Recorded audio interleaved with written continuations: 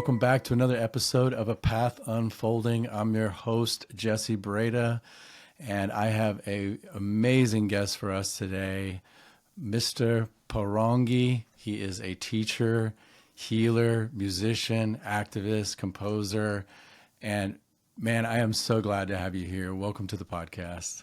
Thank you so much. Really good to be here with you, Jess.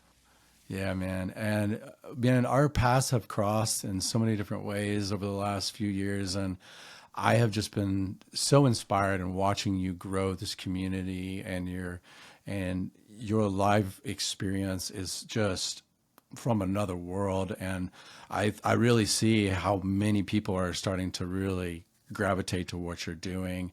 I was watching your performance from Envision, and it's just powerful. I just want to say like how proud of you I am, and like what an inspiration you are for taking this, what I would say, obviously, to some extent, electronic music, and really taking it to this next level and bringing this whole experience to people in a way that I'm not seeing a lot of other people do. So yeah, I just want to dig in and let people get to know you a little bit more, and get to know you as well on my end. And yeah, man. So I wanted to start at the beginning and kind of drop in and see, learn about your early days as a child, where you grew up, and how all these different cultures have kind of led you to be the person you are today. Yeah, thank you. I mean, growing up, so I was born in Brazil, and my father is from Mexico, my mother from Brazil. My folks split pretty early on, and when I was about 3 years old, my dad had moved up to the States actually, and started working up here, and so he brought us up here, and then they got married, and they thought they were gonna, be together. And of course, when they split, my mom went back to Brazil, and so I spent my whole childhood bouncing literally between the southwest of the U.S., Mexico, and Brazil, and so it's super challenging as a kid. I don't want to wish that to any kid to go through that, because obviously split households, a lot of us come from that these days. But then on top of that, being split culturally, which as a kid was really challenging, because, I never fit in anywhere. I'd be in Brazil with all my relatives there, and I was always like the one that was like a little too light skinned, a little too like, kind of stuck out. And was I in the States, with a name like Poranguí, everyone's like, who the heck is this guy? You know what I mean? So it's like I could never quite belong. And now as an adult, the magic of that, and I didn't see this as a child, it was just really rough. But is that it really has given me the ability, the capacity to really be a bridger of worlds, to really be able to like appreciate and to see how actually worldview, how different peoples, and based on our language, because language, right, is the lexicon of symbols, right, and sounds that we use to describe our reality. It's the way we dream. It's the way that we think, right? And so much of we don't realize that so much of our bias, you might say, or the filter that we look at the world through, is through our linguistic language that we come from, right? The food, the culture, the music, we could say, right? Music is beautiful because, and this is kind of the medicine of it, why I call music as medicine, is that music is able to really transcend that, and is able to really bridge that, because we feel it. Don't have to necessarily know the lyrics of what it's being sung, but you feel it in your body. You feel the resonance, or you don't feel it. And that is so telling of the power of music, and I think is why music ended up being my medicine, and literally saved me as a kid. My dad put a guitar in my hands when I was about 11 years old. Both my parents were musical, and they were getting on stages and performing. My mother was an activist, worked in like street theater. That's how she met my dad. She was on tour and was in Palenque, Mexico. My father was there teaching art, and they connected in these amazing ruins in Palenque, the Mayan ruins there, and invoked me, which they both say they knew they were meant to kind of, align and meet in this amazing place called Las Baños de la Reina, which are like the Queen's Baths, these waterfalls there in the jungle. And my dad was just dropping on some mushrooms, and he still tells me this crazy story of how he was with a buddy of his who was visiting him from Europe. And this guy starts pointing at the water. He's at the base of this waterfall, a cascading waterfall. And my dad says, he never forgets this moment, right? He's told me this since I was little. He was like looking at the water. His buddy started pointing at the water, and he saw that there was like this snake. It's like a venomous, like, serpent that lives there in the water. It's a water snake. And it was coming right to where he was standing on the edge of this waterfall. And he's like, and the mushrooms, he says, we're just kicking in. So he's just starting to feel like, so he's going through all these waves of feeling, right? And seeing and vision. And he's seeing this, like, now it looks like a technicolor, I don't know, rainbow serpent, right? Coming right at him. And he's like, so do I kill it? Do I confront it? Do I get out of here? Like, what do I do? And he actually ended up climbing up the waterfall. He's like, I'm in its home, right? I have no right to like harm this being. So he climbs up this waterfall, and there's like cascades. So he goes up to like the next pool, and he's looking down again, and his heart's racing, and he's like, coming into the medicine. And and then he says he watches the snake go into like the stump that he was standing by. He like goes right into it, like I guess it was his home. And my dad turns around, and in the pool, who's bathing is my mother, and that's actually how Oh, they met. And wow. pretty wild story. So I just share that because it's kind of part of the magic that I recognize. You know, that's been part of my path. And my mother gave me this name Poranguí, which is a very challenging name. It's a Tupi Guarani name that comes from Brazil. It's an indigenous name, and it's been part of my calling, if you will. It's been kind of the magic that they both say. They split. They came together to make me. Um, and Yes. and they've each been teachers and mentors for me. Both my parents I'm very close with still, and they're both artists in their own right.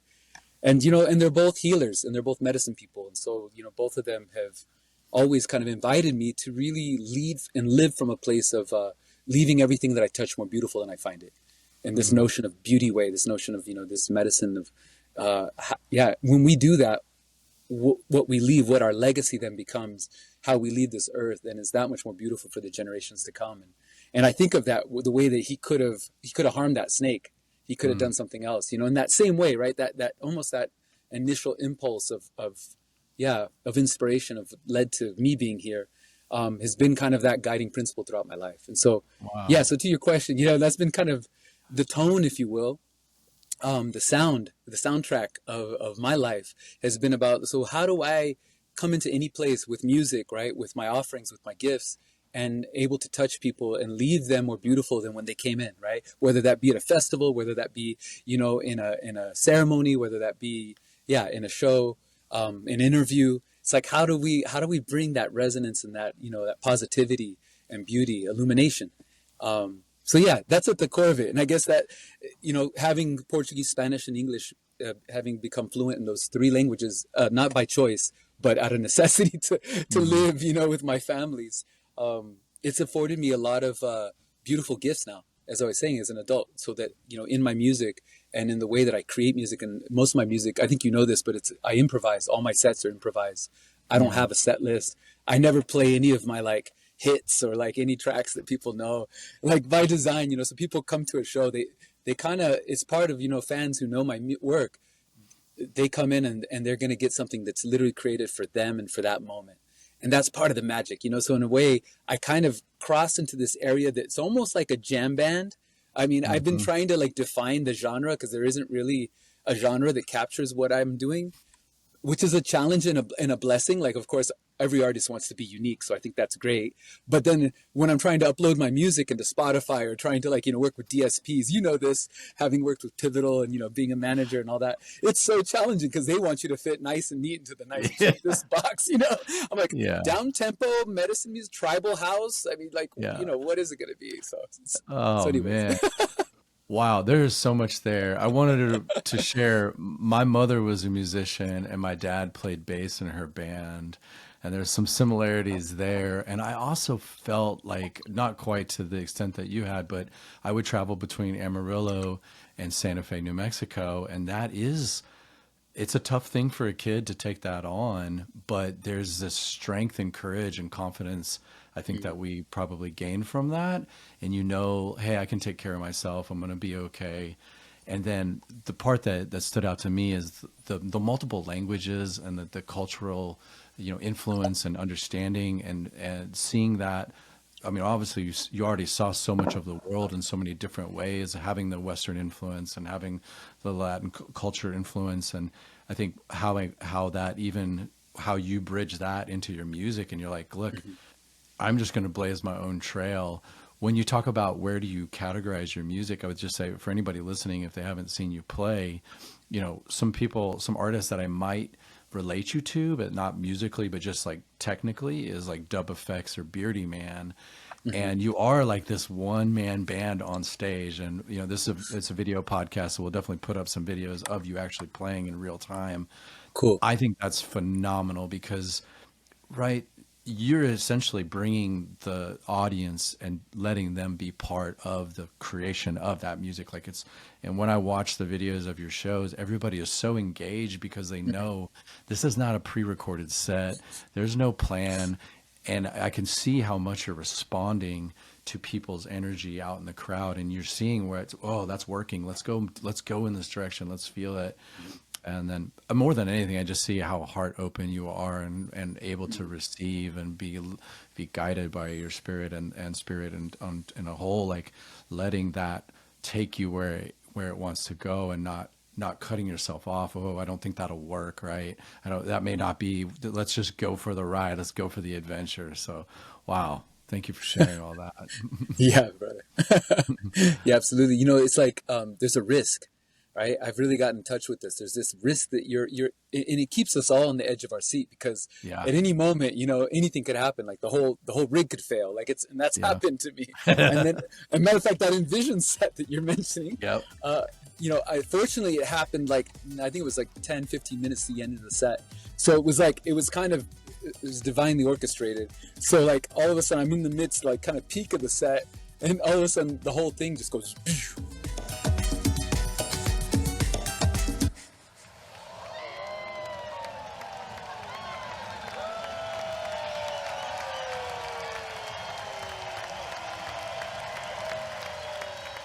Sometimes the technology fails us like that. Are you guys down to help me a little bit?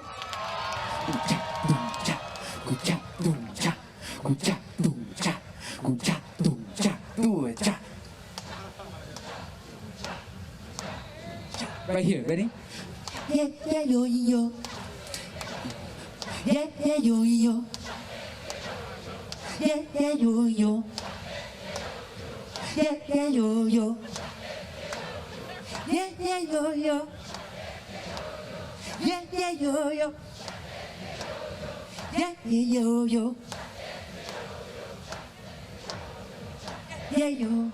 Cha, gu cha, chu cha, gu cha, chu cha, gu cha, chu cha, gu cha, chu cha, gu cha. So like, I've learned this through hard lessons. It's like, how do you meet the moment? How do you bring that prayer forward? And so in that moment, you know, I asked the stage crew for a wireless mic. So they hand me this wireless mic that's going direct, bypassing all the electronics that I had. And then I led the audience, and we created this improvised song circle, essentially, right? So I gave them parts, and then I beatboxed with that and was playing with that to close out the set. And it ended up being one of the most powerful moments of this whole festival. I've had a lot of reflection with people, and it was so beautiful. You know, we're 10,000 deep and under this full moon, and like are all creating that final sound together. And that was closing out the stage, Soul Stage, on Sunday. So like the end of the festival. And it was such a deep reminder of like, when the technology fails, when all things like, you know, stop working, especially in because we're working also in electronic music, it's like, how do we still show up? How do we still allow that music to come through and to land that prayer, you know? And I felt like that was such a beautiful example, you know, it's like of improvisation. It's like, you're right. How do we meet the uncertainty of life and bring that creativity? So, yeah. Yeah. And I think almost the lesson, or one of the lessons there, is like, right, you could look at it, you could have lost the thread and been like, oh, it all failed, and like been shut down. But instead you were like, no, it's about the people in the moment, and this opportunity is being presented to me, and you really saw that. Like that's so beautiful, man. Wow. Yeah. Wow. Yeah. So it's the magic. It's the magic of, you know, doing this kind of work. It's super scary for folks. Like, I mean, I have a lot of dear friends, other producers, you know, DJs, you know, musicians who will say like, there's no way. They're like, I have to have my set list. I have my DJ set already mapped out. I have everything, you know, and it's like, that's terrifying. And I mean, and it is. And I got to say, like, I think growing up in such a challenging childhood that I had coming up, it taught me to be comfortable with the uncomfortable. And, you know, and so in a way, it's like, yeah, that's become what was, I think, a lot of suffering that I had as a kid actually has become now the medicine, like, you know what I mean? It's like a superpower now that I can Yeah. draw upon. And I mean, especially for the moment that we're in right now with humanity, with what's happening in our leadership in the United States and in the world. I mean, I think more than ever, it's like cultivating our resiliency, our ability to face the uncertainty and the fear that arises, you know, the anxiety that comes with that, especially with creativity, because with music and creativity, it's like anxiety is like the killer of creativity, right? Yeah. It's like when we feel pressurized, when we feel stress, that's going to bring on the sympathetic nervous system and shut down that parasympathetic, you know, intuitive, psychic kind of space that we need to access when we're creating to really make something that's coming not from us, not from the mind, but from spirit, right? Something that's greater than us. And that's what I'm really, that's the music I'm most excited about. It's like, how do we become channels or hollow bone for the sound of the divine, of what's coming from beyond just this, you know, form, and be able to really transmit that and have it really touch? Because I feel like that's the kind of music that is transformational, that is leaving a resonance, right, and a signature in a space. Whether we know it or not, we're all doing this as artists. When we're on stages, Mhm. right, we're ceremonialists. You know, a lot of guys won't think that way, maybe have no concept of that, but ultimately we are. We're literally offering, our nervous system is offering itself to regulate or not regulate a whole audience. Like, we're basically creating a field, right, of Mhm. coherency or incoherency, depending on our music, depending on what we're about. But for me, I believe those are opportunities, like precious opportunities to bring coherency, to bring beauty, to like uplift people, right? Rather than to bring them down, rather than create more divisiveness, more hate. Music has Mhm. the power to do both. But I think where music really, really comes into its own, and what is, I think, its ultimate purpose is its unification of people. It's unification, and it's a communication, right? It's a medium for communicating with the unseen. And this is why I think if you look ancestrally across all cultures, all peoples around the whole planet, historically, right, you always see music present, and you always see dance. And when I talk about music, I'm talking about dance too, because they're two sides of the same coin, right? They're both temporal art forms. They happen in the now, and they're connected to this magic of the now. They're not like a sculpture that's something that exists. It's like fixed now in this medium, or painting that it happened. It was live at one moment when it was made, but then it's kind of like its life and trajectory really is this kind of frozen kind of artifact, if you will, right? That you interact with. It has a life of its own. But music, and the advent of recording, Nochu, has changed our relationship to music, because Yeah. just 100 years ago, if you wanted to enjoy music, you couldn't just put in your AirPods, right, and just like tune into like this huge library of sound from Spotify. If you wanted music, you either had to make it, or you had to know somebody who could make it and that liked you, that they would invite you to their fire so that you could enjoy it. So you also had to be cool. You had to be like a good relative. You couldn't be an asshole. Otherwise, they're not going to invite you to their music, right? So you feel me? So like the Yeah. fact, the way we have music now, Spotify is honestly, I believe, is undermining on some level Yeah. our how do I say this? Our social coherency and cohesion, like our ability to be a good relative, I think has been undermined and degraded, eroded by the fact that now we just have all these things on demand. And so we don't have to work for it. There's no impetus on us to actually show up and be helpful and, you know, carry the drum, or show up and, you know what I'm saying? Like, or participate in that creation, Yeah. which makes me, you know, I don't know if you've seen my other work with the educational part of what I do, but the whole Music is Medicine platform that I've created is like, I'll always teach a workshop. If I play a festival set, I'll also do a workshop. And in those workshops, for me, this is my most exciting part of, I think, what I do is being able to facilitate a collective singing, collective sound making, music making, and helping to teach people how to improvise. Like that, activating a human being in their instrument of their body is like some of the most exciting stuff that I think that I get to do, because they leave there feeling like empowered to be expressed in their authenticity. And that's something that you don't need any electronics for. It's like that's built in.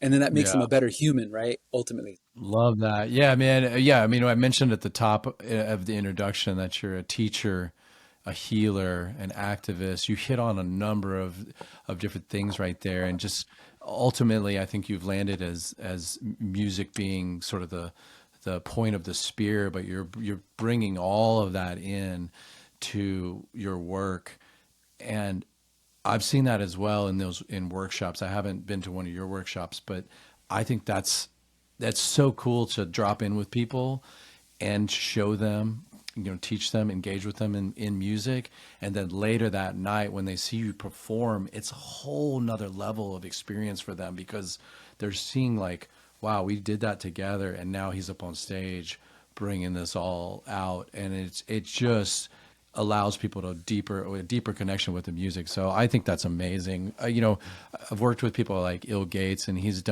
does Yeah. workshops as well. And we did some workshops early on with Gravitas, and that was a really powerful moment to see people showing up and able to also just dialogue with the artist for a little bit and be like, wow, and get their hands dirty, right? It's just like, I think that's incredibly empowering, especially with today's technology. I mean, we were kind of bagging on Spotify, but Ableton and the MacBook have made it so Oh yeah. stable that someone can very quickly get some music going and kind of feel a rhythm.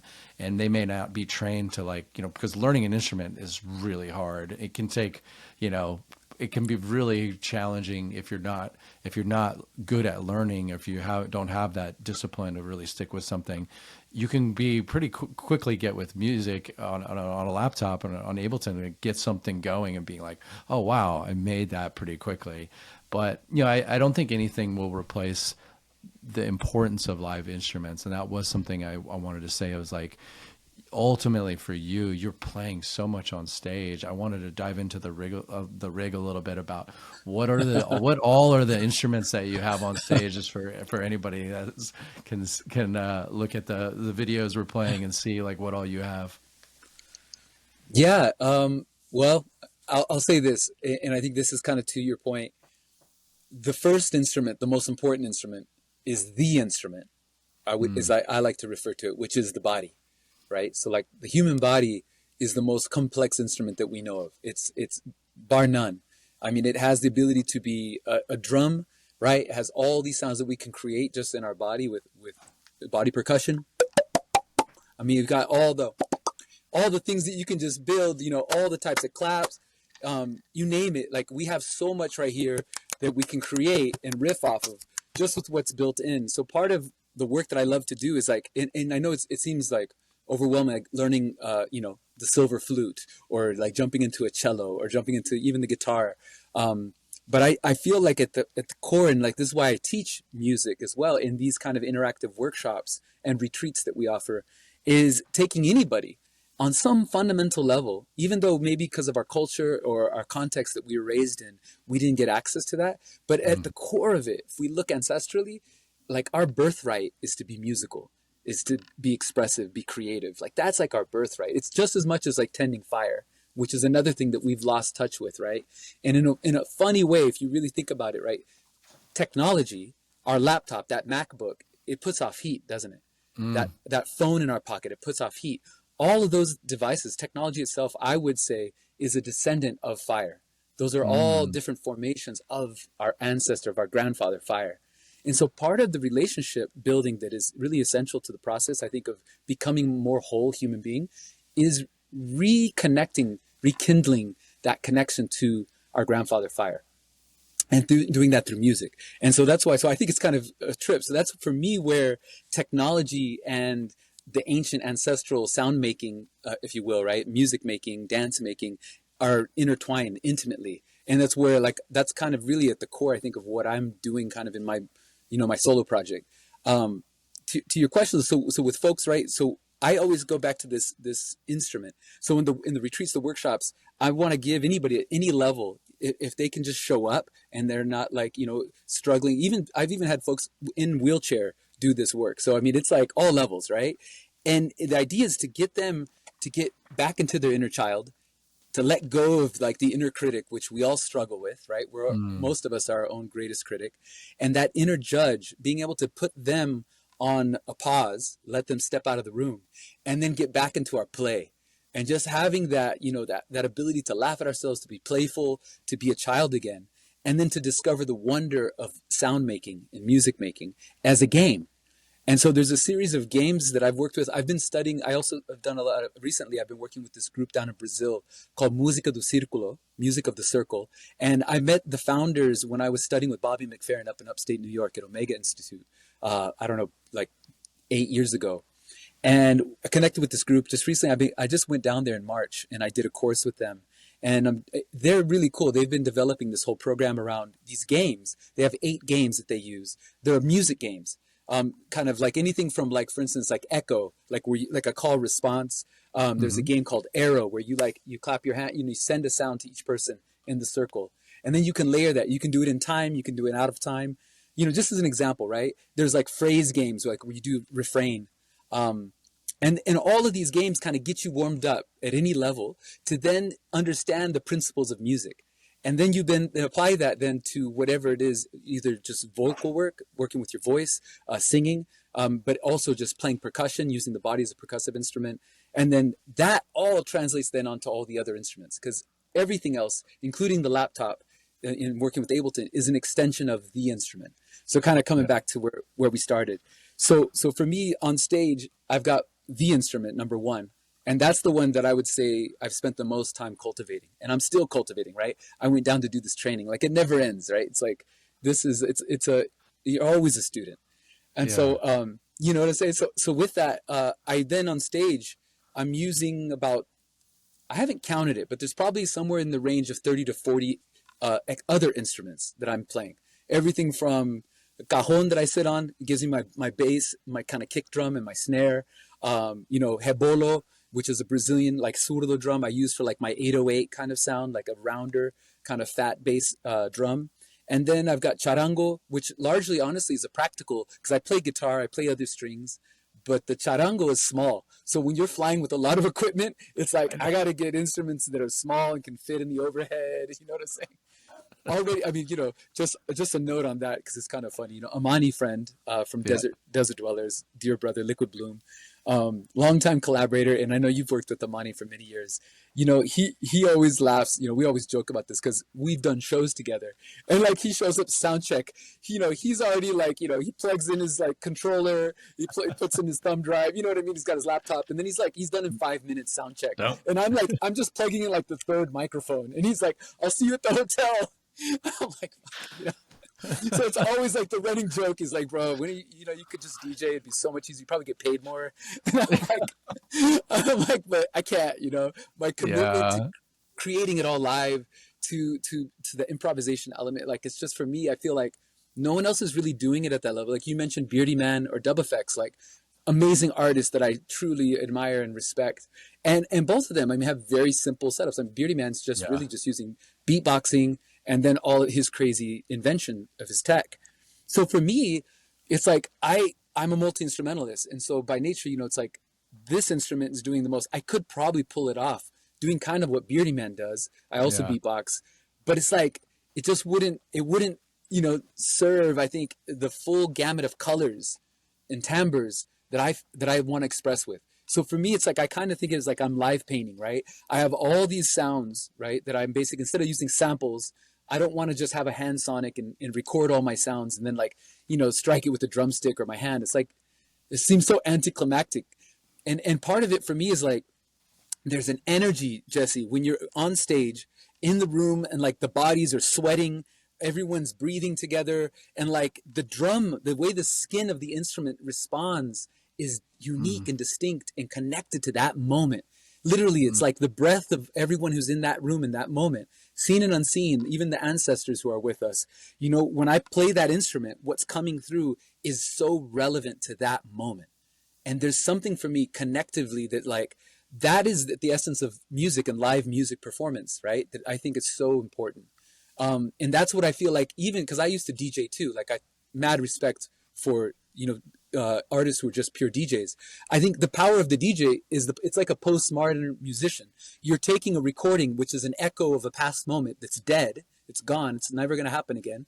You're taking a recording and you're recontextualizing it into the now by mixing it with other moments that are also dead, and you're making them alive. So essentially, you're resurrecting the dead and making it relevant again to now, which is really beautiful, right? In this way, in a sense. But in music, like a band is basically playing a song. Maybe they've rehearsed it a lot of times, but when a jazz trio is playing and improvising, we're tapping into something that is, it's like hard to even put into words, especially Yeah. in English. It's like we're tapping into a field, a collective field, the morphic field. and is something that I would say, in the somatic field, like all of our Yeah. bodies and the way we feel, like when the bass hits you in the room versus on headphones, right? When you're in that space with that artist, with the audience, with, yeah, all the weather, with the elemental beings, with everything that's happening, something that is irreplaceable unfolds, which thank God, because that's why we're still performing live, and we're still able to make kind of a living. You know how hard it is, Yeah. as a live artist, right? Because we can't sell records anymore. So I should kind of bring all that into I'll get back to promise to your question. No Like to just, worries. I love it. I'm here for this journey, brother. so, so just to inform. So like what then happens for me is then I'm world bridging.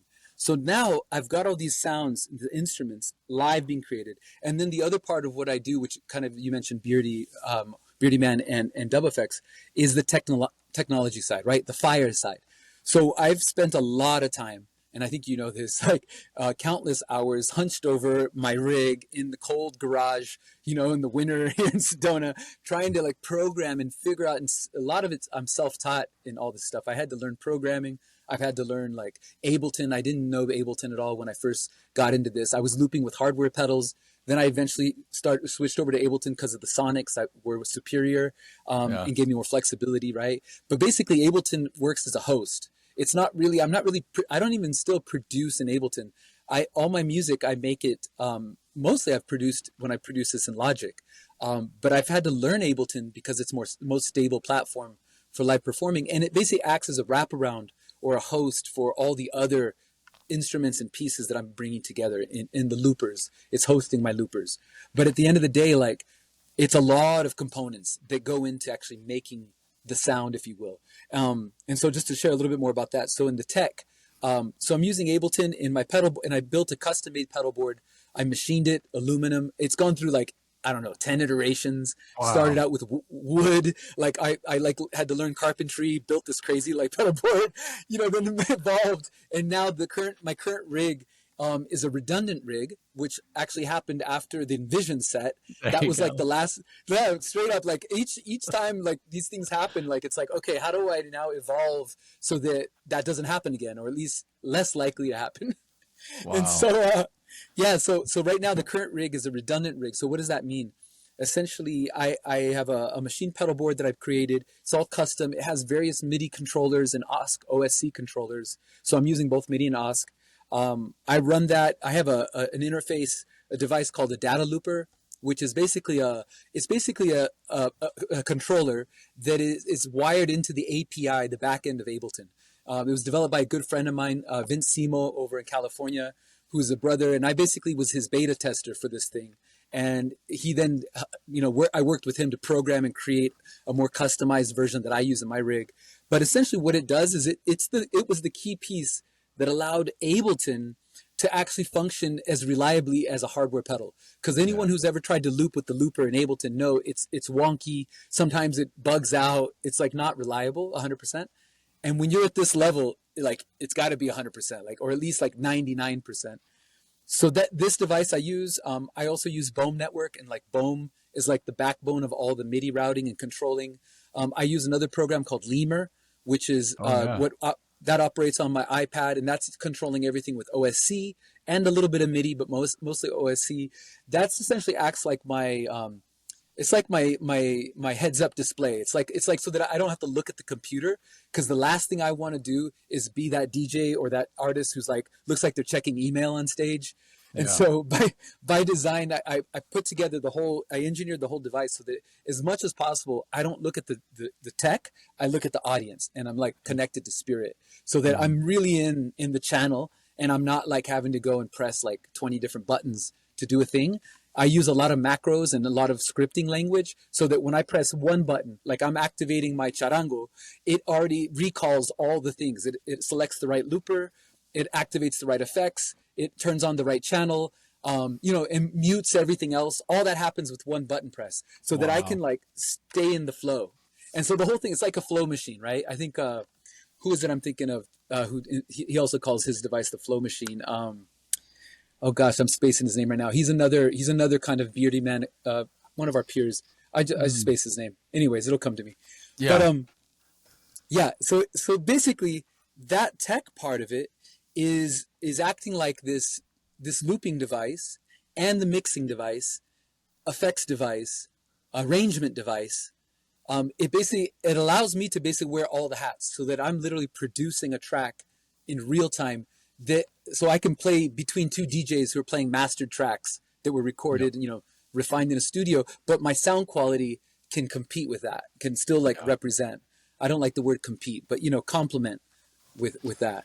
No, I mean, Yeah, it's so true. It makes sense. Yeah. Well, and I mean, I just want to say, like, too, the way that you've engineered it, what you said, I think is so key, so that you can really connect with the audience. There's nothing yeah, in front of you. You're sitting, everything's arranged for you to grab it and get to it and play it, introduce that next piece, keep the flow building. It's very, I came from like the progressive house world, of that progressive house music where things change slowly and you're like, oh, how did we get here? And I've noticed that with your music, is like it's morphing and slowly and changing over time, and you're modulating the riffs, and I mean, I'll say all of this. That is extremely impressive, for all of that to be pulled together, and for it to not be so that you're not having to sit there and interface with it all the time as all of that's happening. That is a miracle. That is a modern day miracle, that you put all of that together and it works so consistently.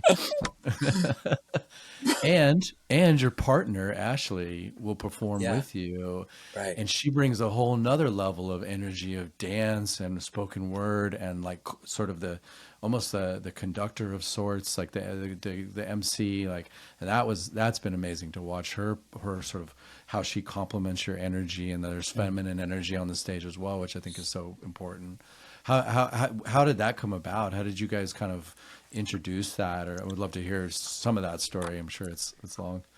Yeah, yeah, no, I'd love to share that. Yeah, so that's been a journey. I mean, this whole process. So Ashley and I got together right when I started my solo project. Before that, I had several bands. One was like a 10-piece Brazilian band that I directed for many years. So it kind of got to this point where it's like, I can't tour these projects. They're just too big and they're not practical. It's like there's this, when you're dealing with 10 cats to herd, it's hard enough dealing with one, it's like, yeah, exactly. And so like, and everyone's got other gigs or kids or other, it just Life. was impossible life, Yeah. right? So it was just like, okay. And obviously the price, right? To be able to make it like, be sustainable, I have to charge so much to be able to feed everybody, to take care of the Yeah. whole band. So It's there tough. was a lot of reasons. And then the other piece, honestly, is I remember those rehearsals. Like we'd have to rehearse for hours and hours and hours to get everyone really tight. Because yeah, I'm a self-proclaimed perfectionist for sure. Like I will own that. Like I'm pretty like, I'm OCD in some ways, and I mean that's the only way you can do this. I think is you Yeah. have to be really systematic. And yet, and the reason why I do this is so that I can be really creative, so that I can then let go. So like I once got this fortune cookie that I found, and I kept it, right, this little fortune, and it says over prepare and then go with the flow.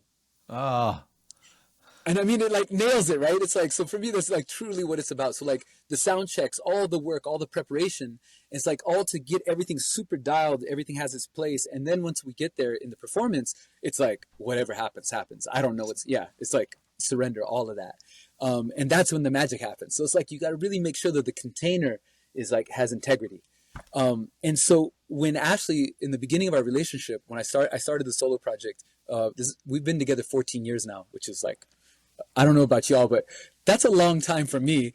And yeah. and not only is that a long time, but it's actually more than that, because we've been 13 years of the 14 years we've worked together on tour on the road. So you Wow. know what I'm talking about, Jesse. It's like, so Wow. really we've been together like double that, because most Yeah. couples, right? You each got your gig, they go do their thing, you go do your thing, and then you Yeah. come together and you have love. Yeah. For us, it's been like, okay, how do you stay in love when you're in the grind, when you're in stress, stress, high transition experiences, on tour, every day is a new set Yeah. of problems. And so then it's like, how do you keep your polarity? How do you stay in your heart? How do you, continue to forgive and, get off your soapbox, not be too attached to how things look. So that's Wow. been such a journey, bro. It's been honestly, I mean, that's my real school. It's like part of it's been the tech and building like, my career as an artist, but then right there with that has been actually like how to be in good relationship, you know, with a partner who's like a badass. And you know, she comes from a background in psychology. She was a school psychologist. She left that whole career and had a massive healing and awakening through when the raw food movement was going on. She kind of found that it got her off of her meds and got her to heal her body and her health. Mm. And then that has like opened her up in her ability. She's very psychic. And that's kind of what you're talking about. Like, so as a guide, it's people ask like, what does Ashley do? And I'm like, well, it's kind of hard to describe. It's like, she's not exactly doing spoken word. She's not like an MC. She's more like, she's really like the energy, the archetype of the feminine, bringing like this psychic, tuned in, empathic, I should say, is actually the word. She's like an empath. So meaning she's feeling through her body. She's so sensitive that she's feeling the whole audience, and she's feeling the music and feeling like what is arising in the moment. And so just like me, she's improvising. And like, if something arises that she's like, I'm going to say this prompt or invite the audience to do something, or like, you know what I mean? Share like the right word at the right moment that just like takes us to yet another level Just deeper. allowing someone to like, it's right on the tip of their heart. They want to have that. And then she invites them to feel that a little bit deeper. And all of a sudden it comes. Yeah. Wow. Okay. Yeah. Well said. Yeah. She, Yeah. And then, you know, and then she, of course, because she started working with me, helped me out. Like it started in the beginning. She was kind of like helping me sell merch at the you know, show. And then that slowly like it kept evolving. Then she started to do other offerings with my Brazilian band. She does a lot of Afro-Brazilian dance. So she would dance also. And we had a whole dance troupe at that time. But then with my solo project, like we got really clear that like having dancers on stage and all these like, you know, fire dancers, all these different things, it's beautiful. That art is amazing. I deep respect for it. And it becomes performative in a way that can actually be distracting from the prayer that we're trying to do, which really my music in kind of the essence of what I'm trying to do for an audience is to help them go deeper within themselves. Like, you know, it's like, we're out here, yes, it's a performance, but like, it borderlines into this realm of like a ceremony. And so it's like inviting us into like this deeper connection and communion with spirit, with themselves, with the earth, with each other.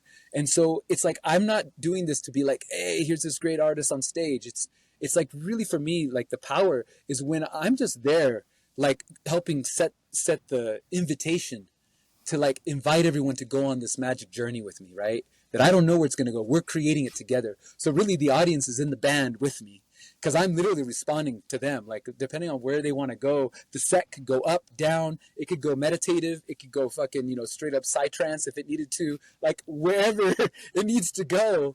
It's like, there's no limitation to that. And that's the magic. Like audiences that I love are the ones that are like ready. They throw themselves in. And then it's like, there's so much fuel in the tank that we can go anywhere. And it's really remarkable. So Ashley, you know, just to complete that, answer your question. So she would then tour with me. And then we were doing these sets when I was still DJing, where I would DJ for her and she would do this. She was trained in a modality called Dancing Freedom that was founded by a woman, really incredible healer and visionary named Samantha Sweetwater. She's based in the Bay Area. And Samantha had created Dancing Freedom. It's like a form of, people know ecstatic dance. I think that's become pretty wide known now. But ecstatic dance is kind of, it has a certain container of intentional dancing, no speaking on the dance floor. There's an opening, there's a closing of it. And there's kind of like a way that it's held, although there's lots of variations within that. Dancing Freedom was a modality, kind of all of these forms, by the way, I should acknowledge, go back to 5 rhythms from Gabriela Roth, who like started this whole movement, I think back in the 70s, 60s. Holotropic breathwork from Groff was also kind of getting its start. So these were like the initial impulses, which I think weren't even theirs, right? These are, of course, ancestral. They're just, they were the ones who kind of were the emissaries who brought it more into a modern context. And then you have like the ecstatic dance movement that came out of the Bay Area, you know, kind of with ED, ecstatic dance, San Fran. That kind of like started a pulse in Kalani in Hawaii, Big Island. That was another one of the pulses that kind of like started to really, you know, get this movement started. Dancing Freedom that Samantha started brought her expertise in psychology and somatic arts, and then wove that with this elemental container, a whole bunch of tools to really go even deeper into that facilitation. So Ashley was trained in that.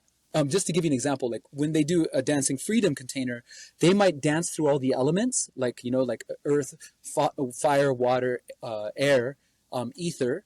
But then they will also have like partner sharing, where like someone will dance and have another person just witness them, and then have a reflection, and then do the same and flip. And so there's Mm. this powerful other components to it. It's not just that one container. So Ashley was trained in this. I would DJ for her dancing freedom sets that she would do here in Sedona. And then we were on tour. I was just playing one of my sets, and one of her old mentors was there. This was up in Ashland at the hot springs up there, and so we were there, and she goes like, "So Ashley's going to facilitate, right, while you play?" And we're like, "Oh no, that's not what we do, no." And she's like, "Oh no, she's going to do that, right?" And so we were like, "Okay, let's try it out." And so we did it. That was like, I don't know, that was probably 2015, 16. And it Wow. was beautiful. Like, it was really, we were like, "Oh, this is amazing. Like, we really should do this more." And so we started to make it like a special offering. We do like this hybrid set with Ashley, and then I would still do just my set. And then eventually, now, fast forward to now, it's basically got to the point where Ashley, there's always a mic on stage, and there's just an open invite. If she feels inspired, she gets up and she says something, or she makes an offering. But it's just kind of like always having that ability for the voice of the feminine to be expressed, which like feels really potent and Yes. and almost necessary, especially right now in the context, Yes. culturally and societally, where the feminine has been so suppressed, and so there's this big pushback, in that kind of masculine energy wanting to like take control and take power. So it's something that I think really also is a unique offering aspect of the offering of what we're doing. It's like, how do we bring that balanced, Mm. voice, so the complementarity of masculine and feminine, and also of course twin spirited beings as well being honored, in this too. But just that's our dynamic, in our relationship. We're heterosexual, Yeah. but I think the voice of the masculine and feminine being represented, because there's a medicine in that. There's a healing balm in that, especially for those of us who come from those split child, upbringings, where it's like split parents. I mean, where you didn't have a mom and a dad to reference, right, for Yeah. your reality check. And so Yeah. there's something that's really creates a safety too, because obviously there's a lot of men out there on stages that also use that power and that Hmm. privilege being on a stage to manipulate sexual energy, to have a power over other people, especially women is in that case, or depending on their orientation. But Yeah. that's a dynamic, and so part of it for me, I've found, is that it like helps balance that. So when I feel sexual energy being projected onto me from my audience, Hmm. and that happens all the time, it's like, for me, it's like really powerful when I can really just take that energy and just let it feed the creativity and send it back, and it's like safe, it's clean. Yeah.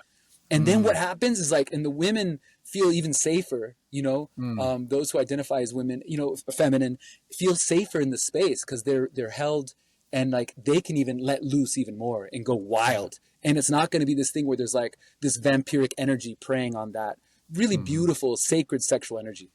So that, I don't know, just to name that, that's part of like creating that, a really sacred container for going deep into performative context. Thank you. I had an inkling that was where we might go with that. I'm really glad I asked it. I think it's Yeah. so important. I think we are seeing to some extent a balancing of more women on stage and electronic music in that world. Kind of the world that I'm in with Gravitas and Pivotal. And I think you guys are it said simply, like, you guys are setting an example, right? Mm. And you're Mm. both in your power. And the thing that I got when I saw you perform at Aubrey's, Arcadia Festival, was just how much energy she's able to, her dance. I also think she just leads the dance. And like, if you're Totally. like, maybe you're getting tired and you're like, okay, I might, and then you see Ashley just, whoa, and you're like, all right, I gotta go too. Like, and it just keeps things going. So I think it's beautiful. It's an excellent offering. And you mentioned ceremony, and I wanted to ask you about, you know, obviously that you've hit on a couple times where you mentioned plant medicine and those ceremonies. You Sure. know, I think I first discovered your music through your ayahuasca album, and then I understood that that was, partly a soundtrack that came from working with Aubrey Marcus in that movie, and that was kind of my introduction to that plant medicine. And I've explored that world further. I would love to hear how that came together, and then just Mm. riff from there. Obviously, there's so much to talk about. Yeah, that's a whole universe. Um, so yeah, so where to begin? I so I've been working with plant medicines, pretty early on in my life. Culturally, and my parents, as I said, my dad obviously was already working with onguitos from before I was even a sparkle in his eye. So like, and he would work with, obviously, in sacred places, in sacred sites, like I was sharing in Palenque, which is one of the most incredible power points on the planet. Um, so yeah, I think it's been part of my upbringing, working with plant medicines and working just with medicine, like ceremony. That's been there all along my childhood. My mother was adopted into a Navajo family when she came to the States. I was taken to the Sundance ceremony. She was a Sundancer for 8 years, from when I was age 8 through 16.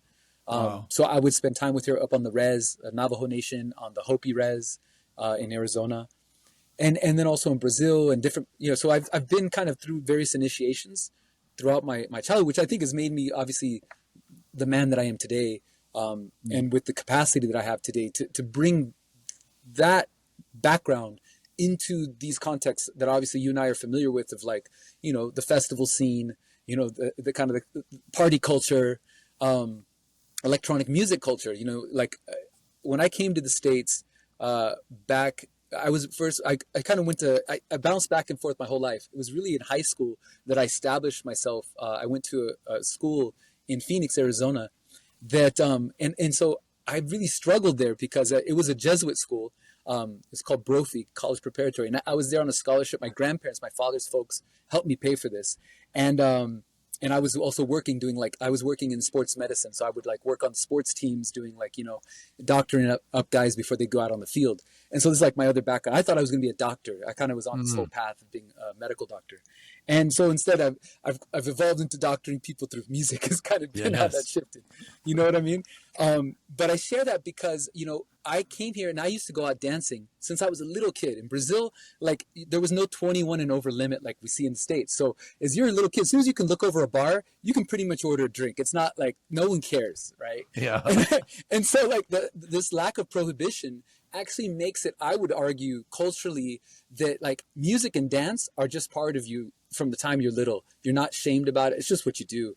And so I really struggled when I got here because I was like, I wanted to go out dancing, but I couldn't. I wasn't 21 years old and I didn't have a fake ID. And the only other chance I could get would be to go to a gay bar. But then that was always a trippy experience because then I'd have all these guys hitting on me. So like, I felt just honest, So Yeah. like I ended up having this friend that I befriended in high school who introduced me to the rave scene. He took me to my first underground party. This is in the early 90s. That is what actually then opened up this whole door because I was like, this is amazing. Like, we had, you remember, I think you might recall this, like the text, to get a text message on like your pager of like, then where you get the directions to then get a map to then get, you know what I Yes. mean? I fucking love Yes. that treasure hunt, right? There was something so Yes. magical about that era. And electronic music was on no one's radar, right? It was not in Yeah. mainstream music. It It wasn't was a not genre. cool. Yeah. It Nobody wasn't was trying to cool. sell it. Yeah. It was amazing, and and it was so such a golden era, I believe, for Hmm. this, what has now become an industry. Yeah. And I just want to frame that because for me, that's how I got introduced. That's what I got inspired then to DJ, was because I went to a desert party. It wasn't Moon Tribe, although I also really appreciate Moon Tribe and their events. Big shout out to Trevor Anamani and that whole crew. But it was actually it was out here. It was called Basics, and it was this party happening on this shredder sound system. It was like 57 double 15 cabinets, Oh, giant wow. subsystem out in the forest outside of Strawberry, Arizona. And I'll never forget it because it was the first time that I ever dropped into a quote unquote a psychedelic or a synthetic which was MDMA. And I remember I finally agreed. My buddy, who was always wanting me to take it, I never did. I just danced all night, just drinking water, and I was fine. And people always thought I was on something because they're like, this dude dances like crazy. So, Yeah. so, so I went to this party. We're outdoor in nature, and finally I was like, okay, and I agreed, and we split like this. It was liquid E, and I'd never forget because it opened up this whole portal in me, this channel. And I remember I danced all night into sunrise, and I was sitting in this giant cedar tree, leaning up on it. And I was just sitting and watching the sunrise. And I'll never forget the feeling of my body melting and merging into one with the roots of that tree. And I became the tree, and I became the sun. And it's like my ego dissolved. And in that moment of unity consciousness, it suddenly all made sense to me, what the Jesuit priests were talking about with Christ, and what my Diné Navajo elders were telling us on the Red Road in the ceremonies. And I realized suddenly, oh, great mystery, Creator, Christ, Allah, all of these are the same being. They're just different, different maps, if you will, different lexicons describing the same truth, which is this deeper truth of that we are one consciousness. We are one being. We're connected, and we're all related to each other. And that really opened up the door. And when I drove back to Phoenix after that party, I remember playing this karaoke. I think it was a karaoke DJ mix back then, right? I had on tape. And so I'm listening to this tape, and I'm just like, I got to do this. Like, I want to offer this to other people. Like, I want others to feel what I'm connecting to. And that's what I was like 15, 14 years old. And that got me into basically DJing. I saved up money, got my first turntable, took one from my grandfather, this old like shitty turntable, and like you know what I mean? I bought a Radio Shack mixer, and I started making mixtapes, and it was like, that was the start. Eventually got me to buy my 1200s, my Techniques. And then I started DJing, paid my way through college. So like all of that kind of got me in that road. And, Wow. and note you, I didn't use ecstasy again for a long time. Because I just had that truth. I didn't need it. It wasn't like, I wasn't looking for that. I didn't need that to have a good time. And I share all this because that was then an echo of what would be my first ayahuasca ceremony, which happened at age 20 after college. So I went to Duke University on a full scholarship, which was a big deal in my family because no one had ever gone to an Ivy League, let alone, full ride. And I was going to do medicine. I got into the program there, and I started to do pre-med. And I started to shadow these doctors at the Duke Medical Center in the pediatrics. And I was working with the 3rd-degree burn unit. So these kids would be flown in from the South, covered in burns, little children. And the doctor would walk in with me. I was shadowing them. And they'd just look at the chart. They wouldn't even look at the kid. And they would just be like, okay, do this, this, and this. And they'd hand me the chart. And then leave, like 10 minutes, And I was just like so disheartened because I suddenly realized, I was like, how can I dedicate my life to this when this isn't about healing? It isn't about medicine. It's a business. It's like an HMO telling you, you can only spend this much time. And it's just like, how many people can we get through the door? It's an assembly line. And that like really got me off of that path. And that's when I really discovered, there's this thing at Duke that was called Program 2. Basically Program 1 was your typical major minor thing. And Program 2 was basically if you could defend to a board of doctors why you deserve to design your own major because you didn't fit into the programs, you could design your own course of study and do an honors thesis. And if they approved it, basically, you could study what you want. And so there was only 20 of us out of the whole student body. Most people were Program 1, and then I was one of 20 that was in Program 2 and got approved. And the title of my major, my area of study, was Healing Through Music and Dance, Psychological and Cultural Perspectives.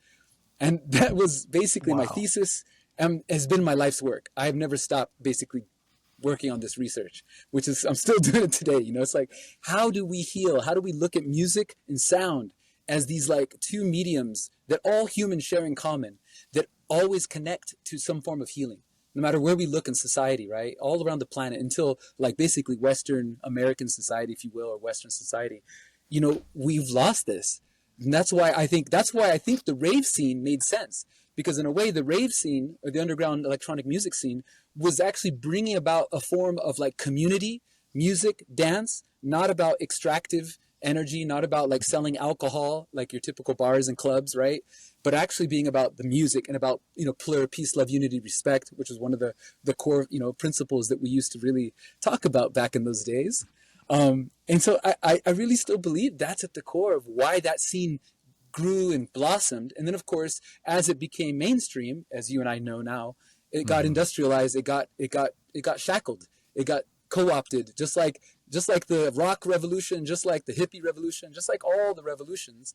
And now we're basically, I think, at the end of that era, where it's like Mm-hmm. now EDM has become this like generic kind of thing.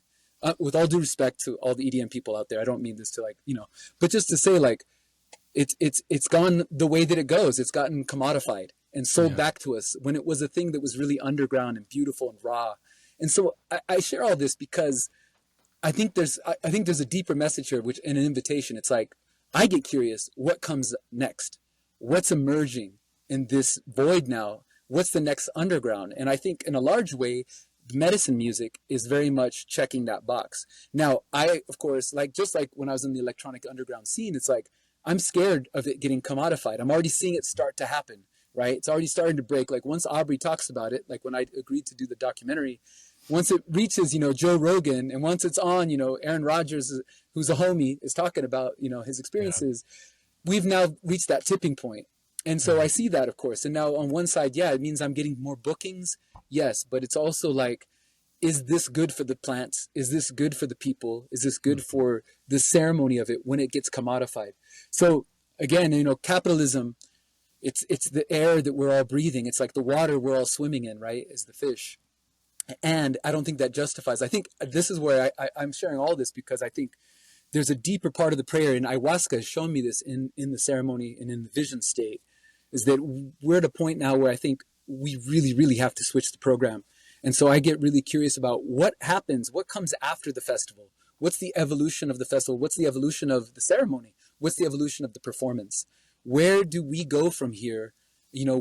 How do we not let this get co-opted and get basically shackled and colonized is a term that I think is fair to use here, and kind of like commodified and scaled, with these economies of scale, and actually allow these traditional ways of healing and sound and movement to still reach more people, but do it in a way that's actually like rooted in the earth and that honors these traditions and is able to do it in a good way that isn't just stealing and like sampling and co-opting, without honoring anything, you know what I mean? Just because it's exotic and making a lot of money off of it until the next Mm-hmm. shiny thing comes along. And that's kind of where I'm at, is like that questioning. And so a long way to come back to your question about ayahuasca. When Ab asked me, about this documentary, we were down in the jungle in Peru. I was there participating, and he was filming it, the ceremonies that we did. We did a series of ceremonies, and I didn't know I was going to do the soundtrack yet. And I just brought my field recorder, and I was taking field recordings of the jungle and like, in between ceremonies.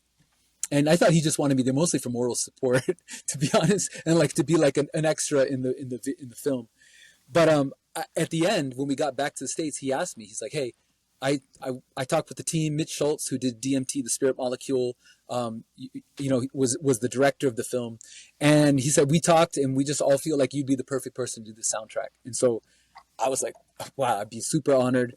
At that point, I'd done some soundtracks, but for like indie films and like documentaries, like smaller docs. And so I was like, it's a big ask, but I'm like, fuck yeah, I'm onto it. Let's do it. Like, grandmother is a big ally to me. And I felt like I'd be really honored to help tell that story through sound. So that's kind of how that then multiplied into that project, which then became this album that little did I know would really kind of introduce me to a lot of the world through that lens. Although it's not the only lens. So this kind of the Yeah. catch-22 of this is, right, then people think you just do medicine music and you're just an ayahuasca artist, or, Mm-hmm. which isn't the case. Obviously, I think the music I hold is like much, much more diverse and wide. So that's been a blessing and a curse. It's still Illuminati is still like my number one track on Spotify, which was like the simplest track I recorded on that album. Ironically, right? It was like a one take, and yet that's the one that has over 17 million listens, right? It's just Wow. classic. But all that to say, I guess to close this, is that I had my first ceremony at 20 in Brazil. I continued to work with this sacrament in the Brazilian lineages and also the Peruvian lineages. They're a bit different. In Brazil, they work more with the lights on. It's more Yeah. interactive, more social, you could say. It's more in the context of like a church setting. More church in the sense, not in like a Judeo-Christian church, but it has that kind of structure, if you will. Like, it's like every Sunday, instead of taking the Eucharist, in a Catholic church, and you're drinking ayahuasca every Sunday. And you're working with children, with elders. It's multi-generational. It's not just like just a shaman. Whereas like in Peru, you're working with lights out, you're doing more shadow work, it's more internal. And I want to give this context for those, maybe other listeners Yeah. who are tuning in who don't know about this stuff. And they both have their merit, and they're both very complementary and powerful. And some people just resonate with one over the other. Some kind of ride the line in between both. And so that's kind of been my journey with it. And it continues. Like I'm, very much in Brazil. I still work with different elders, also in Peru. And for me, I've very much pulled back from that. It's largely because a lot of people were asking me all the time. It shows like, hey, where do I sit? Like, do you have a place you recommend? And that's why actually was the impetus, Jesse, of why I created Music as Medicine platform. So Music as Medicine, the educational kind of side of what I do in the retreats, really was birthed out of so many people asking me about like, where can I sit with the sacrament? And I came to this epiphany because as I started to do more research and started to talk more with elders and different community members and stakeholders in the quote unquote underground scene of working with the, ayahuasca and other plant medicines, it became very apparent that there's not enough ayahuasca on the planet to wake everybody up. There just isn't. Like if we were to all drink ayahuasca tomorrow, it would like destroy the Amazon and many forests like thousands of times over, right? And so that started getting me thinking and tuning in and praying about what can I do? And it dawned on me, it's like music, if I can help people connect to those states of consciousness through sound, which you can, because the music is already there. It's already doing a lot of this work. This is why we use music all the time, right? As a mood changer, as a switchel, right? To get us into a different state of mind for performance, for exercise, for study, you name it, right? Music is like the soundtrack of our lives. And so, and recordings, of course, have amplified this. Spotify and other platforms like this have amplified that reality, this music on demand. But what I realized is that, as I spoke to earlier on our call here, is that we've lost our connection with music creation. And there's a big important piece in this, is that when we create the music, when we're personally a stakeholder and have skin in the game, literally, something else happens. There's more connectivity. There's more neural connection, plasticity as it comes online. And just like the psychedelic medicines, which also open us into flow states and take us into these high plasticity moments where new wiring is happening in our nervous system, in our body, in our brain, music also has the ability to do this. And again, I'm talking not only music, but movement, music and dance.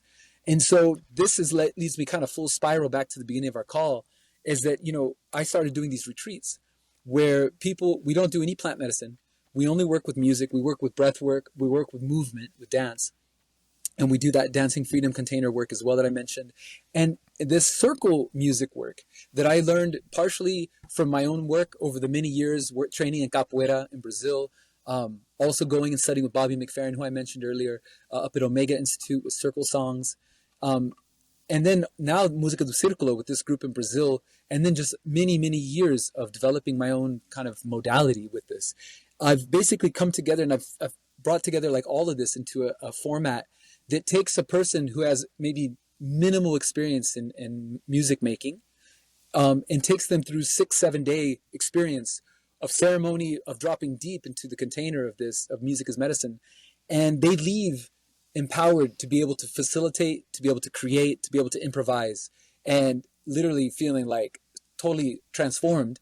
And I can't tell you how many people tell me, they're like, bro, did you slip like some medicine into our, did you put something in our water? They're like, I was having visions. I was seeing fucking colors, It felt like I was in an ayahuasca ceremony.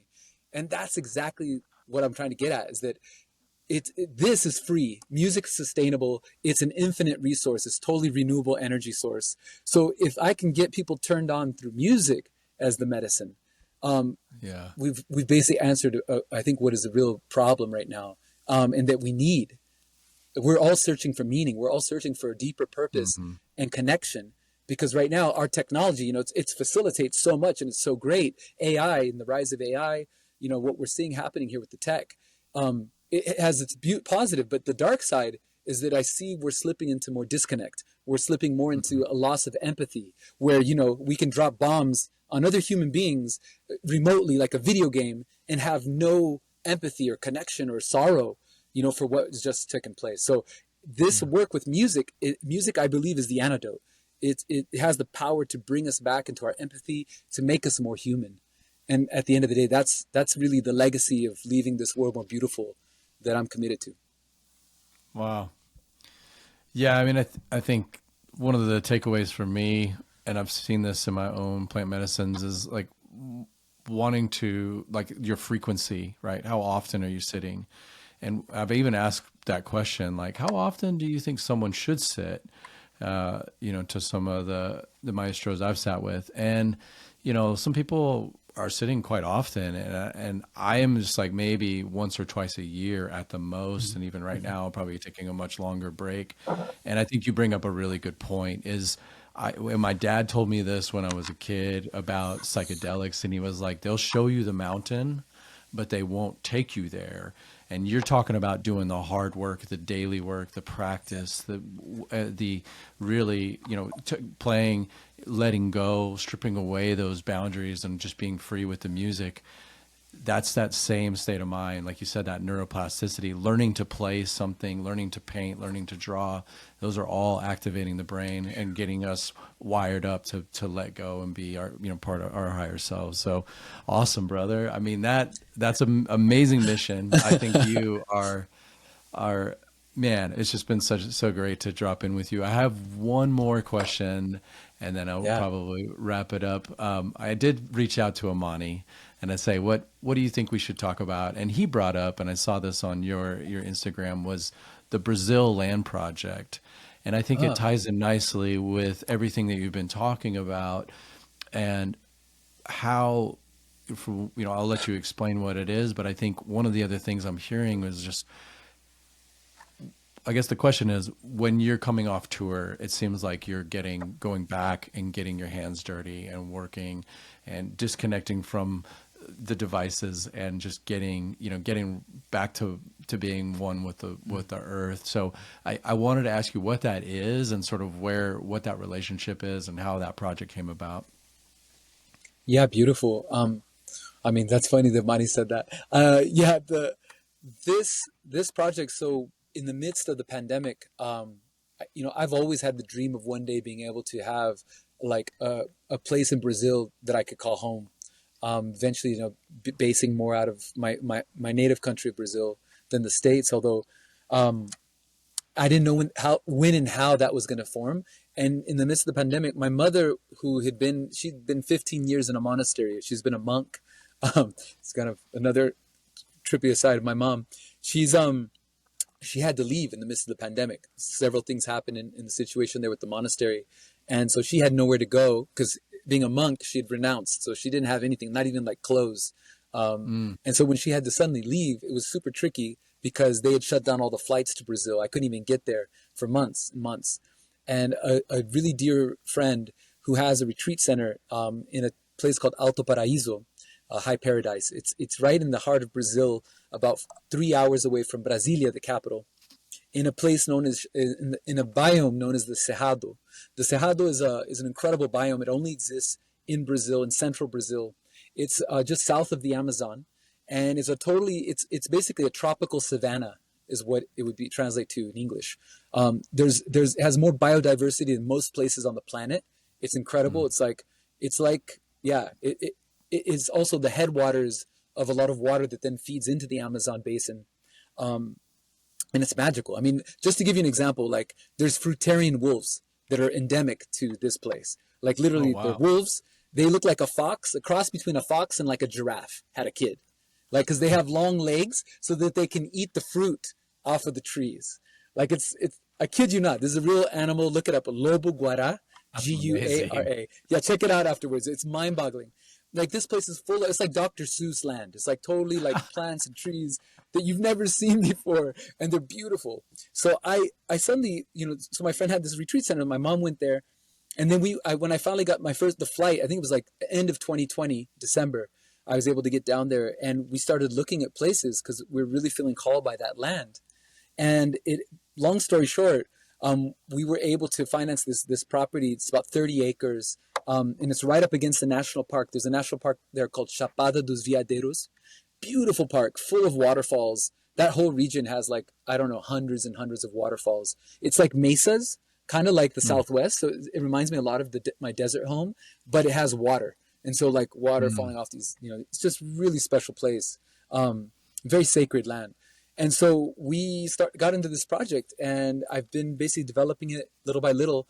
And right now, the goal, I think, there is to be able to create a space where we could host retreats, to be able to receive people, both to create and to create like these kind of like what I would, yeah, I'm still playing with this concept, but essentially create a place where people can come to both record music, learn music, develop their own instrument. Like I've been talking about, the music is medicine kind of curriculum. But then the beauty about Brazil is that all these sacraments, plant medicines, most of them are legal in Brazil. You know, it's not an illegal thing. It's there's so many established churches and groups there that they're not. As a matter of fact, ganja is illegal in Brazil, very illegal, ironically. But if you wanted to work with ayahuasca, no one's going to bat an eye. So it's a safe place to be able to work with the sacraments in a good way and not have, you know, the government, you know, breathing down your neck. And it's also very ancestral. The land is very ancestral. So it's a way that we can help protect that biome, because it's under threat right now of big farm monocrop like soybean farm and cattle ranchers that are basically invading the area. And a lot of times the Cerrado, because it's more of like savanna and it's like considered by many as like brushland and not valuable like the Amazon, it's often used as a bargaining chip politically when political leaders are saying like, oh, we're going to protect the jungle, then go ahead and why don't you put your farm here in the Cerrado? And so they'll sacrifice it, which is really, it's unfortunate. And so it's led to a lot of ancestral lands there that have been protected are being invaded. So part of our project is creating also a sanctuary, like an animal corridor that then goes to the park. So we have all kinds of animals that pass through our property. And I've already, and I've turned it into a sanctuary. So 70% of it is already protected, will never be developed. And then I think about 20% is all we're actually developing. Okay. Yeah, so just to kind of give you some context around that. But yeah, it ties into like the music. We didn't talk about this, but the Kuya Sessions that we were asked to do, and this was something I collaborated, I brought Amani in on, in the midst of the pandemic, was one of the projects that also birthed in that crazy pause time that we were all asked to do.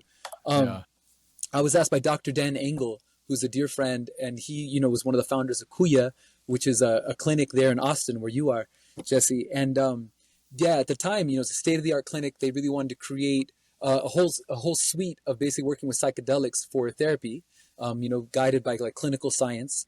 And Dr. Dan is an amazing doctor who's well steeped both in psychiatry and kind of like Western medicine, but then he's also done many dietas down in the jungle. He's worked with many curanderos and you know, medicine people for many, many decades. So he kind of knows both worlds. He's one of those unique human beings, truly blessed to call him, you know, one of my best friends. And he hits me up in the middle of the pandemic and he goes like, Poranguí, we're going to open this clinic. We're basically going to we're going to develop a whole suite of entheogens is therapy. But we're going to start with ketamine because it's legal now. We can already start working with it. And he says, and no one's ever made music for ketamine. And personally, I'm thinking to myself, I'm like, ketamine, it's a dissociative, it's a synthetic, like I'm good. I don't want to go near this stuff. You know, like I've never been interested in it historically. And I'm very much more of a organic plant-based medicine person. So if I'm going to work with anything, I mean, MDMA was already the biggest stretch, you know, when I was young. They kind of opened the door for me. So I respect it, but it's not like the thing that I want to be promoting or be, you know, behind. And so I was like, I don't know, Dan, but because it's Dan and I trust him so much, you know, I said, okay, he basically proposed that let me take you under and put you through the clinical trial. So actually do like a clinical treatment, which would be like 4 sessions over a couple weeks, slowly ramping up the dosage with intramuscular injection. So that's how you would take it. And this is like, you know, so all above the table, so to speak, not like street ketamine or something. Yeah. So he did, you know, and it was in the midst of the pandemic, and he dropped both Ashley and I in, and it was so healing. It was like I saw the potential. Like you know, he put the music that he put on Nochu was like this album that he found from like, I don't know, like from the 80s, like this kind of like rare, like I don't know, it was kind of like this weird sound healing album that he just happened to stumble upon, and he found really good results with it.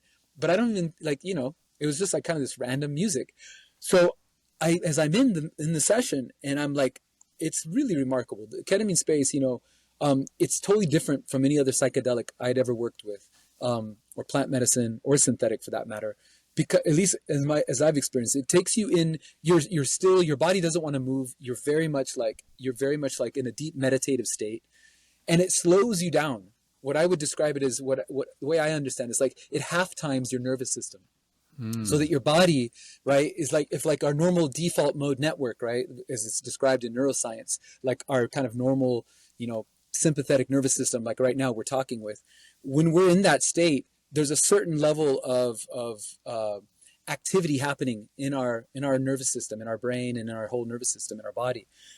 What ketamine does is basically like drops that down so that you go into this very deep parasympathetic state where your body is essentially like operating much slower. And what I think the benefit of it therapeutically, and especially with those who are working with trauma, is it allows you to be able to like connect to the trauma without getting re-triggered and getting dysregulated, because you're like slowed down. Now, when you look at that traumatic experience and you try to think about it, you try to process it, you're like, everything's been slowed down to a point where you can have time to like breathe and to stay calm and to not get like spun out, not to go to fight or flight, freeze or fawn, which are like the classic trauma response, states. And so it's really powerful. And I saw that potential in that first session.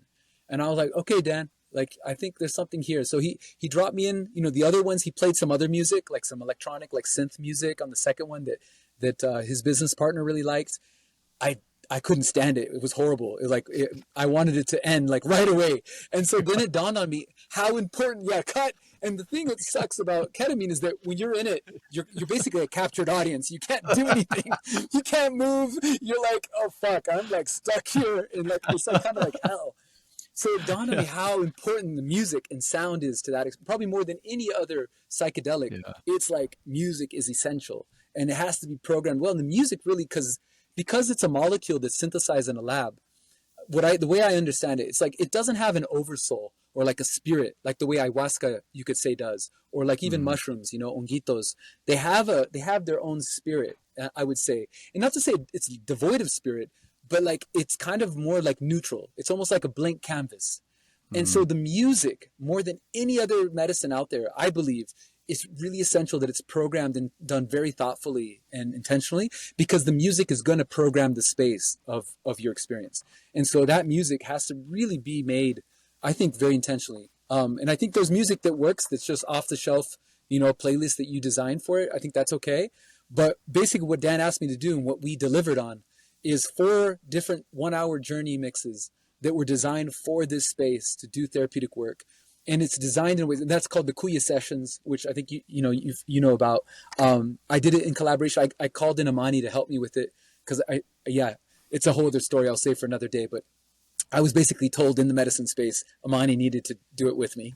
And fortunately, because we were all in the pandemic, no one was touring. Everyone was like, I'm not doing anything. Yeah, let's do it, And so that gave us the spaciousness to actually birth these 4 hours. So each one is an hour. And the journey with the IM intramuscular is about an hour. It's a typical kind of dose response curve. So you'll go in. So the music is by design made with the time signature of like what happens in there that matches like the uptick of the medicine when you're like deepest in, and then on the outro. And so it follows a very carefully implemented arc. The music, all 4 of the journeys. The first one's Kura, Akasha, Samadhi, and Sol are the 4 different albums. They're broken up into 3 movements, so anyone can listen to them on Spotify. So it's out there if anyone wants to check it out. I highly recommend the Journey Mix. It's the 4th track and it's 1 hour, so it's already mixed together. Or they can mix and match from all 4 of those, and you can create like a meta experience. Wow. And that's by design because it was as a clinical tool for practitioners taking people through. And originally, Kuya wanted to hold it as IP. They didn't want us to be able to release it to the world. I had to fight tooth and nail. I can't even tell you what I went through to be able to like say like, no, this needs to be available to all humanity, like as a tool. Yeah. And as you know, I don't get paid any more for that. Spotify still gives me like a fraction of a penny, even if you play the 1 hour track of music.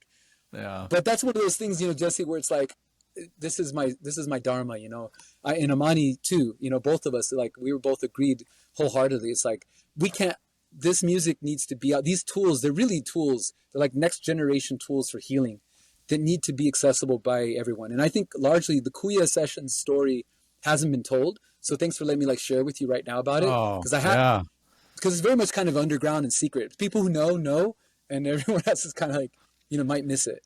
So Yeah, I mean, Amani shared the early cuts with me and told me what was going on, and I was like, this could be the beginning of what I think could be the future of psychological therapy. And, Yeah. what you explain with the traumatic recall, being in the safe space, not triggering your fight or flight so that you can recontextualize that memory and come back and go, okay, that was the past and we can move on from that. That's really powerful, and it's such a tool, and I think we're just starting to scratch the surface. And honestly, I think what I'd say from everything is like you are a pioneer, you are blazing a trail. Like, thank you for all that you're bringing to the table and all the work that you've So, done, because it's a lot. And man, I want to have a second podcast with you because you just have so much to say and so much to offer.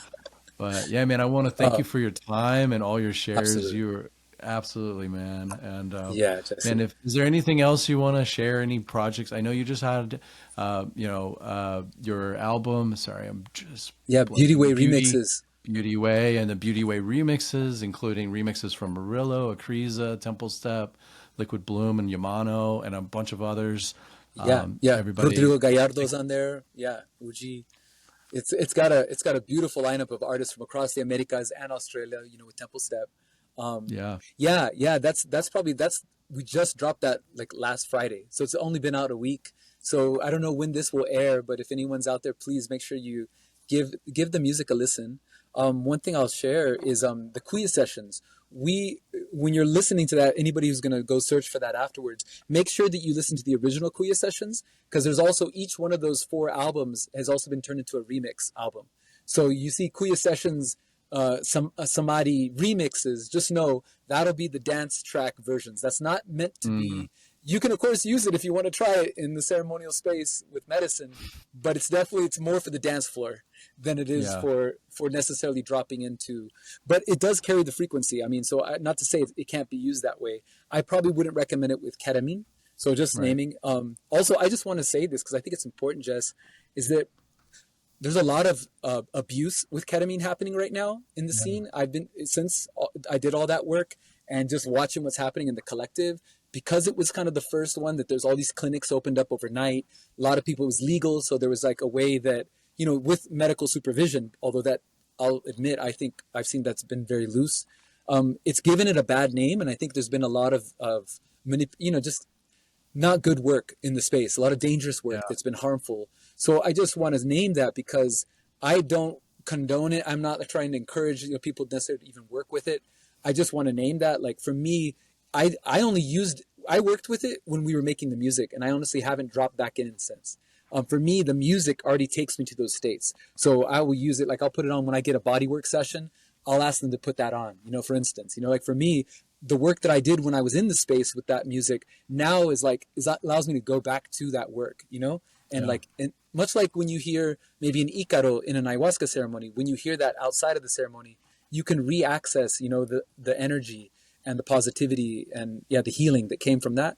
So I just want to offer that out there and just really encourage those who maybe are finding themselves in an abusive relationship with any of these medicines. Just know the only difference between medicine and poison is dosage, right? That's one of the things that's important to remember. And I just encourage you to get help and get support, so that you're not out there working with any of these things without a lineage. Because one of the things I think is important with all these psychedelics is that historically, and ketamine's obviously an exception because it's really used in medicine, right, as a painkiller and as an anesthetic, historically, and yet it has this other use, much like nitrous oxide, right, is used by dentists as like to help when you're getting your teeth taken out, but it's also when used in a higher dosage, you reach that threshold dose, it can be very psychedelic and healing, or it could be hmm, hippie crack, right? It has both potentials. So with all of this, right, it's like really be mindful about how you use these things. And I just want to encourage that because, and you hit on this earlier, Jess, is that these experiences, they can become what's called a peak experience, where it's like you're kind of, you had this moment where you see the door, you see the mountain, you see what's possible of this unity consciousness, which is the truth of reality, that our normal state of being this ego, which helps us move through the world, it has its purpose, but it's essentially disconnecting us, right? And when it gets strengthened, it disconnects us to the point where we're no longer listening to the heart. But the place that I believe we all want to live from is the mind, or the ego, is another way to say it, right? Is in service to the heart. But the heart, our heart, is who's actually in charge, is actually who is leading us. Because the heart wants to be in relationship to all things. The heart doesn't think about tomorrow or yesterday. The heart's always living in the now, beat by beat by beat. And so the prayer that I want to leave with our listeners here and with you is just that invitation to listen, to continue to tune into your heart first, and invite your mind and that ego that's so beautiful and so strong to be the humble servant of the heart. And may these sacraments, if you come into contact with them, including the sacrament of music and dance, may they serve as way showers and as vehicles that help to get you to the precipice. And then by listening to your heart, may your heart give you the courage to then step through that door, step through that portal, so that you can really live from that place of your highest self, rather than the little self, in that place of scarcity, that place of limitation, but the place of infinite possibility. And with that, I hope I get to see some of you out there. Jesse, I hope I get to have you at a show soon. Oh man, and it's just been really a privilege, brother. And I look up to you so much, and I've been so grateful to have a friendship with you since back in the day when we first met, and we were talking about me joining Pivotal. So I just, it's crazy how the universe works its magic. Man, that is a beautiful invitation and prayer. And like I said, it's an honor to know you and see your journey. And thank you for all that you bring. And I hope to see you soon, brother. So. Yeah, bro. Yeah, thank you. Yeah, blessings to you all. Yeah, take good care. Aho.